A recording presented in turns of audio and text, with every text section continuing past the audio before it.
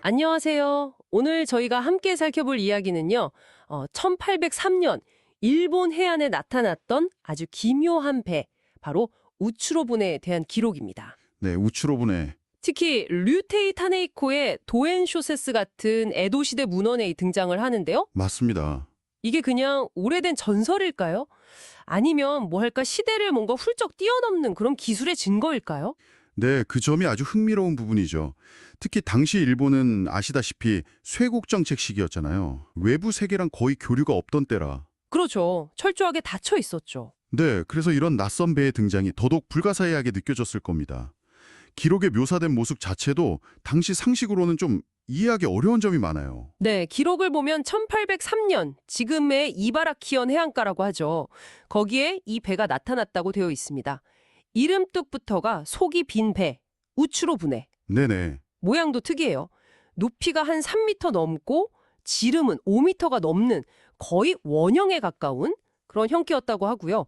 재질도 좀 놀라운데 붉은 칠을 한 자단목 위에다가 철판을 덧댔다고요. 맞습니다. 그 철판이요.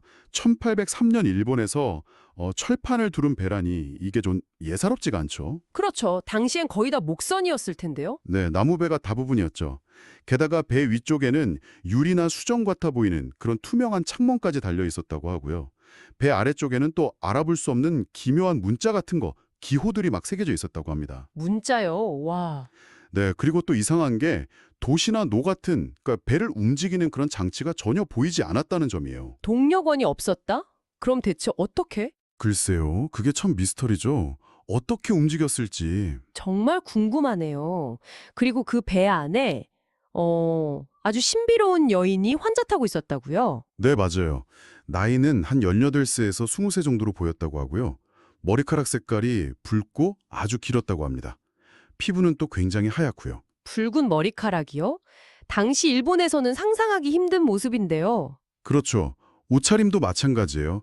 그 당시 일본에서는 전혀 볼 수 없었던 아주 부드러워 보이는 그런 천으로 만든 옷을 입고 있었다고 해요. 외국인이라는 건데. 네, 근데 더 문제는 말이 전혀 통하지 않았다는 거죠. 아, 언어가 달랐군요. 네, 아무도 그 여인이 하는 말을 알아들을 수가 없었고, 그리고 그 여인이 품에 아주 소중하게 한 60cm 정도 되는 나무 상자를 꼭 안고 있었답니다. 누구도 만지지 못하게 했다고 해요. 상자요? 그 안에는 뭐가? 글쎄요, 그게 또 핵심 미스터리 중 하나죠. 결국에는 말이 통하지 않고 정체도 알 수 없으니까 마을 사람들이 그 여인이랑 배를 그냥 다시 바다로 밀어서 돌려보냈다고 기록되어 있어요. 아, 돌려보냈군요. 여기서부터 이야기가 더 흥미로워지는데요. 1803년이면 서양에서는 막 산업혁명이 시작되던 시기잖아요. 네, 그렇죠. 미국의 로버트 풀턴이 그 초기 잠수함 노틸러스를 막 개발해서 선보였던 그런 때인데, 맞아요. 딱 그 시기죠. 근데 기록 속에 나오는 우스로분의 묘사는 뭐랄까 철판 외관이나 유리창, 또 정체불명의 동력 같은 걸 보면 풀턴의 초기 잠수함보다도 훨씬 더 진보된 무언가를 떠올리게 한단 말이죠. 바로 그 지점입니다. 풀턴의 초기 모델과 비교해도 우츠로분의 묘사가 어쩐지 시대를 좀 앞서 나간 것처럼 보인다는 거. 그래서 이 자료들에서는 이니 단순한 표류선이 아닐 수도 있다는 좀 더 과감한 추측을 제기하는 거죠. 자료에서 보니까 뭐 프리메이슨 같은 비밀 조직의 시험선일 수도 있다 이런 이야기까지 나오던데요. 이건 조금 너무 나간 거 아닌가요? 아, 그게 뭐냐면요. 자료에서는 특히 당시 일반적인 기술 수준을 좀 넘어선 것으로 보이는 그 철판 구조나 유리창, 그리고 해독이 불가능했던 기호들에 주목하는 겁니다. 아하, 기록에 나온 그 특징들 때문에요. 네.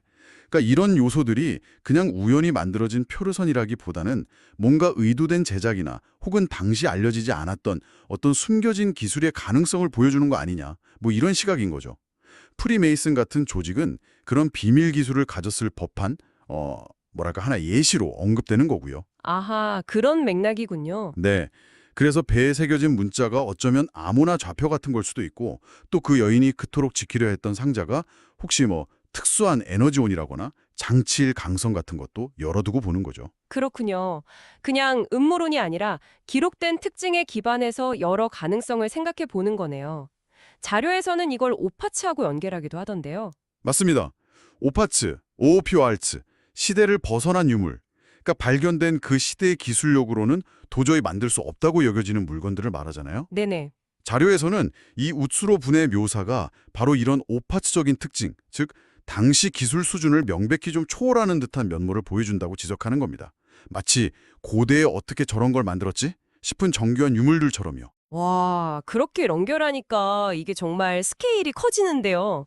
그냥 길 잃은 낯선 사람의 이야기일 수도 있지만 어쩌면 우리가 모르는 어떤 기술이나 조직이 과거에 있었을지도 모른다. 이런 생각까지 하게 만드네요. 네, 맞습니다.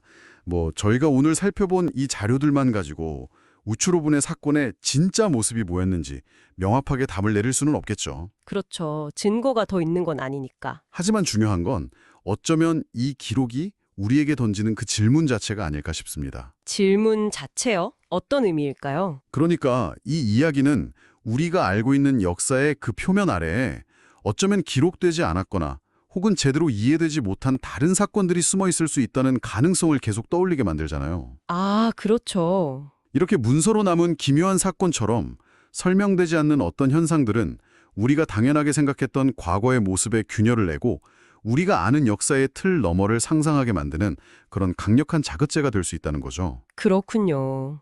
단순히 그냥 미스터리로 흥미롭게 보고 넘길 게 아니라 우리가 역사를 어떻게 바라봐야 하는지 그 관점 자체를 좀 돌아보게 만드는 이야기네요. 네, 그런 측면이 있죠. 오늘 이 우스로본의 이야기를 통해 함께 생각해 본 것처럼요. 만약 과거에 우리가 지금은 알지 못하는 어떤 다른 기술이나 지식의 흐름이 비밀리에 존재했었다면 세상의 다른 여러 풀리지 않는 수수께끼들을 또 어떤 새로운 눈으로 바라볼 수 있을지 한 번쯤 생각해 보시는 것도 좋지 않을까요? 다음에 더 흥미로운 탐구로 다시 찾아뵙겠습니다.